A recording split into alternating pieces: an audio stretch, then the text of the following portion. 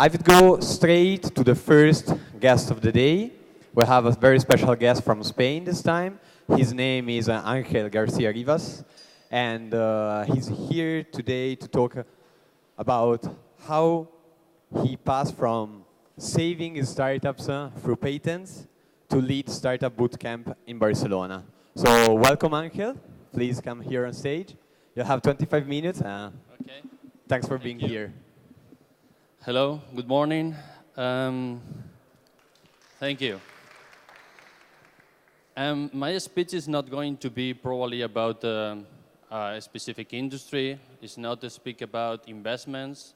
Probably what I'm going to do is to talk about my personal experience, my testimonial, the ups and downs in my personal startup that we were involved. I hope that after that you get some learns about that. So let me start about me. I mean, three main companies in my life. The first one, Fractus, a startup, a technological startup with a disruptive technology. Second one, after that, I create a small venture capital fund called Lanta Digital Ventures, investing in early stage tech companies. And right now I'm running an accelerator in Barcelona called StartupBootcamp. Let me tell you about Fractus. Fractus is a company that 10 years ago, we create a disruptive technology related with antennas. If you remember, 10 years ago, the cell phones, they used to have an external antenna. Right now, any of your phones are having an external antenna. Well, maybe some of you. And today, all the cell phones, they have an internal antenna. This was thanks to our technology. We developed the technology that allowed to remove the external antenna and to have an internal antenna. Here you have some examples of the antennas that we were using. The company, we raise money from business angels at the beginning. When you are having a technological company, business angels, you used to have this money in order to validate the technology, to have the prototypes, the first prototypes, and to understand if the idea is something that you can put in the market. After that, we raise money from seed investors, and at the end, we raise money from big venture capital funds around Europe.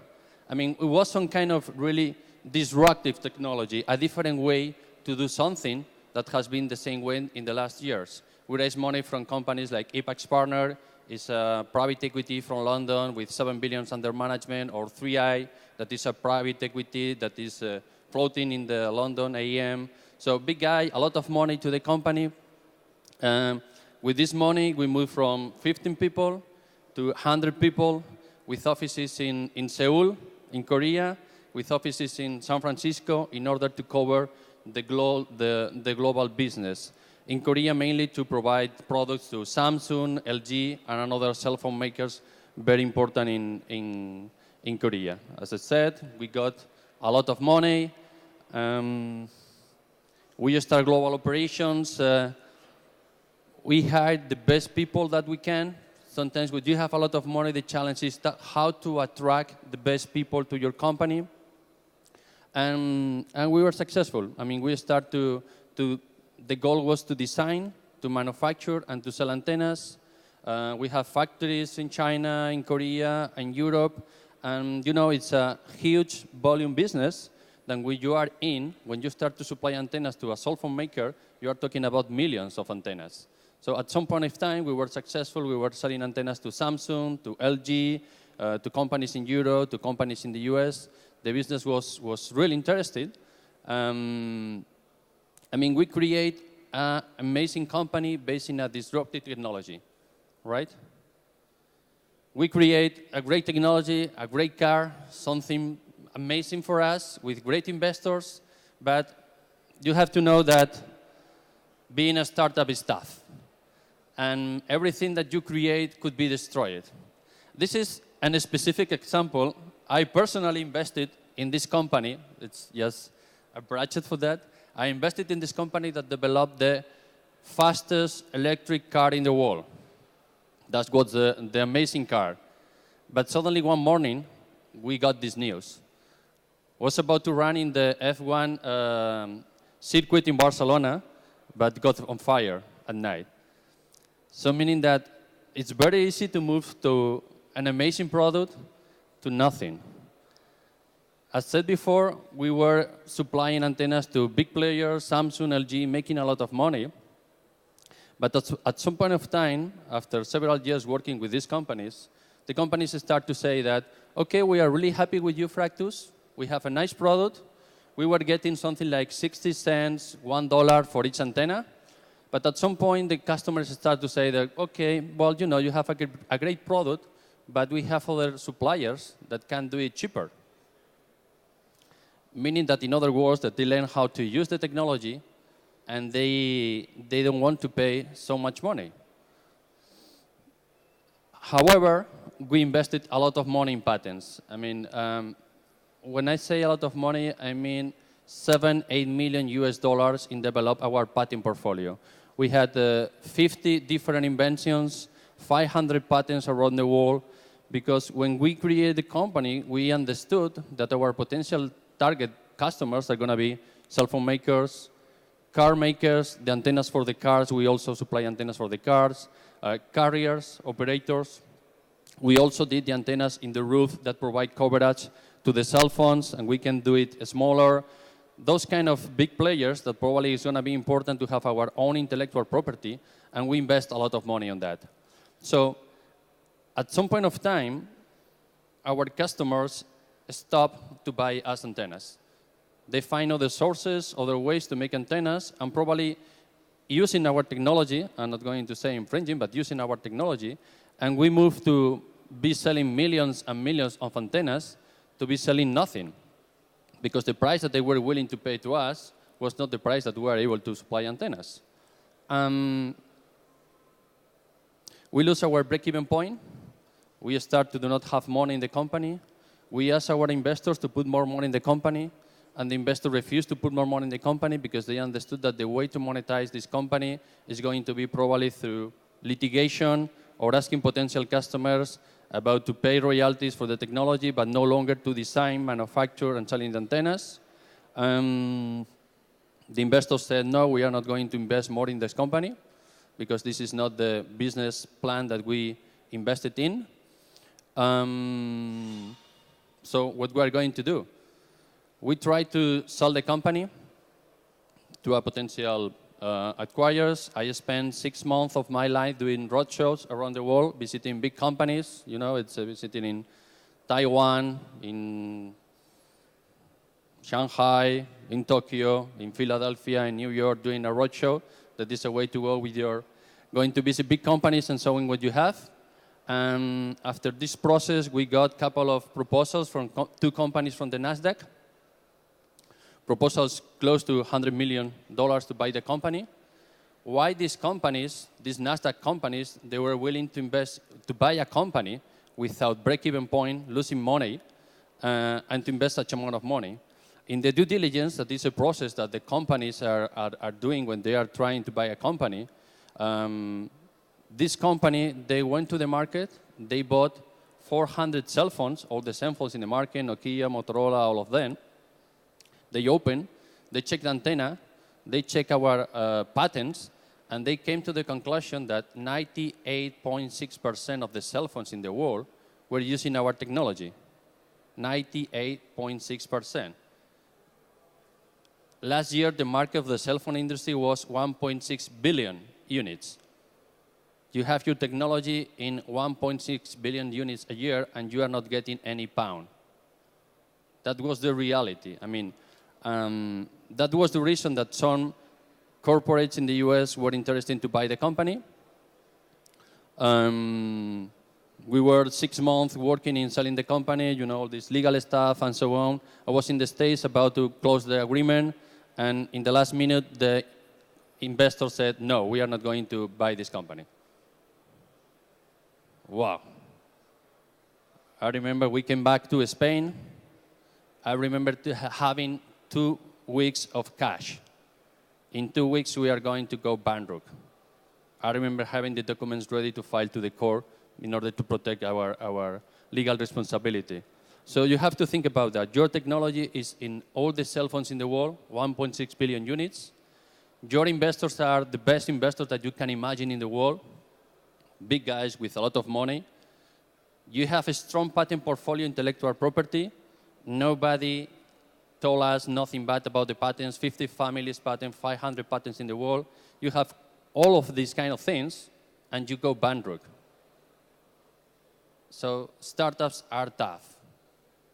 What we did is we did an MBO, that is we buy the shares of the investors back, we take the control of the company, and we start to look for lawyers in order to, you had the completely cell phone industry using your technology, and we are not getting any pound. Let's try to find some lawyers in order to protect our investment. But if you want to have legal actions against those bigger companies, we are talking about millions and millions and millions of dollars. But there are some lawyers, especially in the US, that they can do that in a contingency fee basis, meaning that they are probably taking the risk to invest their hours, their time in your case, in your process, and if you are being successful at the end, they are going to get some amount of money.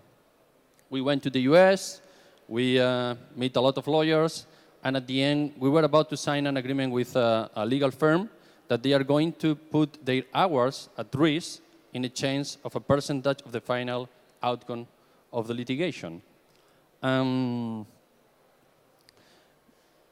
This is what we did, and in May 2009, we filed a lawsuit against 10 cell phone companies in Texas, in a small village in Texas, against Samsung, LG, BlackBerry, HTC, Sanyo, Kyocera, 10 companies in the cell phone industry. We were filed a lawsuit against them because they were using our intellectual property. It's a big thing. To file a lawsuit in the US, being a small company from Spain, is something big. 2 years after, we had the trial in Texas. At the time of the trial, 9 companies out of the 10 companies we have settled. I spent 18 months of my life negotiating with BlackBerry, with LG, with all of these guys. This provides us royalties close to $70 million US from different companies. The only company that didn't want to settle was Samsung. We had a trial with Samsung, and we won. And the jury, because it was a trial with jury, like a movie, the jury said that Samsung has to pay to Fractus $42 million US for damages.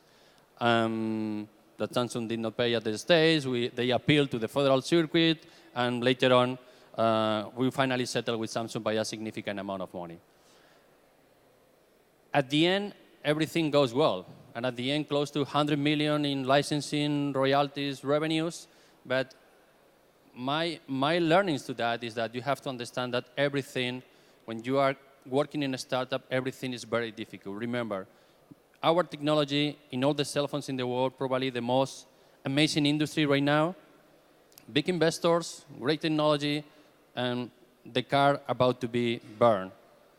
So keep in mind, it's just an advice. We were in litigation, and today successful licensing program to a lot of big names with a lot of ups and downs.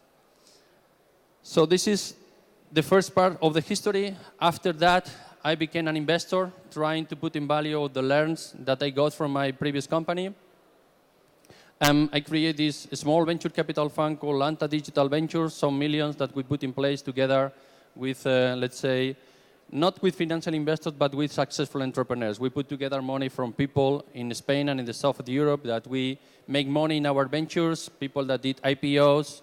We put our money together, and we decide to invest not only the money that we have, but also the expertise, our know-how, and our networking in other potential startups in a specific business that we believe that we can add or provide value, right?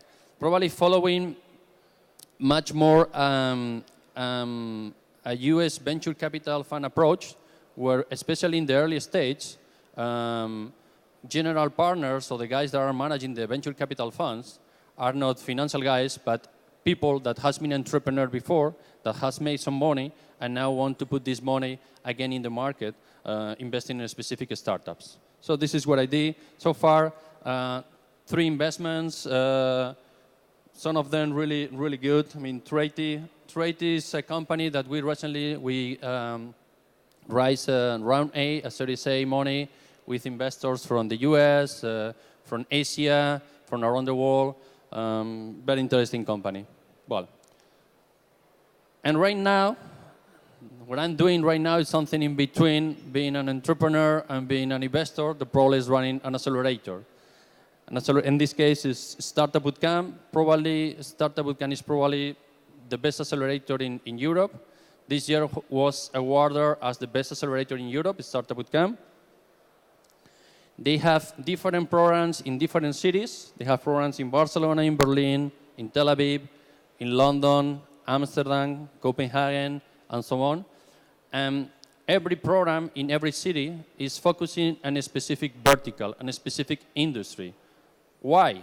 Because when you are trying to improve and provide the best assistance to companies, to have companies that are working in the same space is quite convenient. For instance, in London they are doing fintech. In Copenhagen, they are doing mobile companies. In Barcelona, we are going to do Internet of Things and data company, and so on. So it's quite a big network that allows the startups to be well connected. What's the deal? What we offer? Every year, 10 teams. What is the...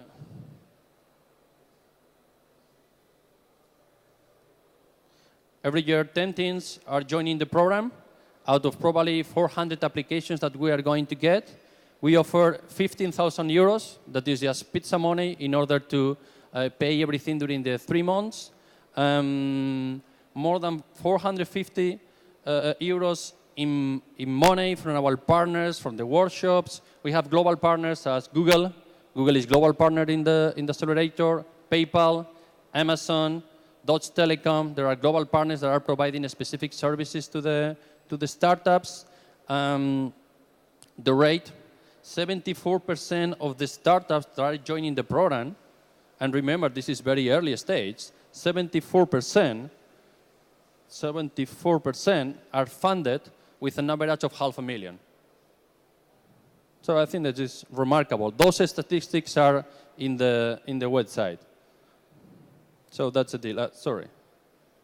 So the program is 3 months of accelerator, and with a final demo day where the startups will have the opportunity to pitch in front of a significant amount of investors, all the investors around the network of StartupBootcamp.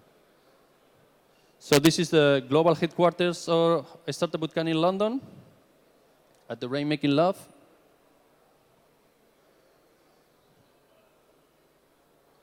So the accelerator is really global. We have programs in Europe, in Israel. We are opening now in San Francisco. We are opening in South Africa. We are opening in Singapore. It's really becoming global, which provides a global network for our startups. As I said before, this year was awarded the best startup accelerator in Europe, StartupBootcamp. As I said before, we are focusing on specific verticals in different cities. We have a global startup ecosystem exposure. I mean, the rate of the network, the people that is connected is huge, which is extremely important, especially in this early stage phase of the companies. When you are a startup, you want to have access to a CEO of a specific company, or you want to have access to a vice president of a specific company. Our network provides you this kind of support. Okay?